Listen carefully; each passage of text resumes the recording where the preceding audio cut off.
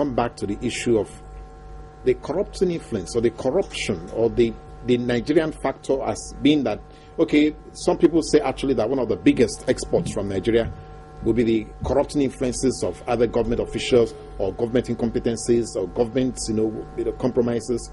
So, what is feeding corruption in Nigeria, and how do we begin to find a way to just take it out? And I want to say that truly, corruption is not a Nigerian thing per se. Corruption is actually human nature. You see, what is lacking in Nigeria is we have some good laws. Some are not good. We have some good laws. We have some good policies. But what is lacking in our own system is, the willingness to prosecute people who do wrong.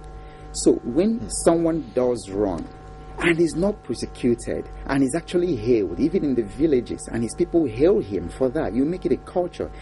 In fact, there's a paradigm shift a couple of years ago when a certain official in the 60s or thereabout, was elected, in the Southeast, and he said that, look, if your, ube is, I think it's pear, yes, this pear, yes. So, Yeah. so if you're roasting your pear and it's done, please eat it. And what he was actually saying, look, if you find yourself in a government position, so government, people go into government not to serve the people, but they see it as a means to making insane amounts of money.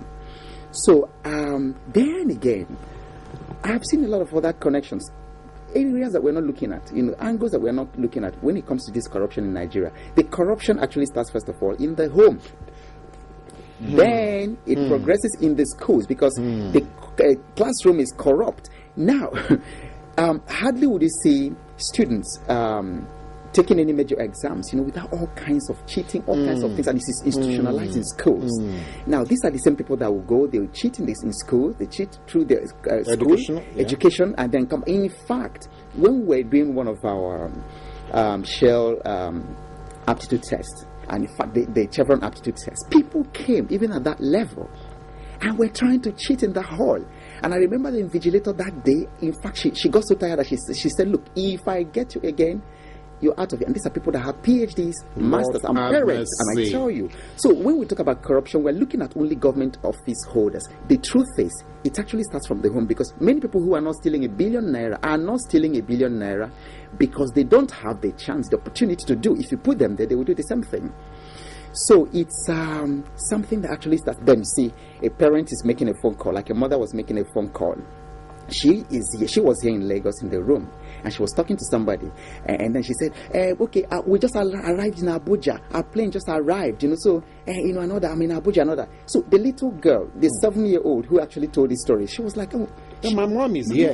And then, so we hear those things over time. These values are down. So it's not just people at Abuja or Aso Rock, it's horrible there. But we really need to start at the fundamental levels of the family, of where we are all working, different places we're working.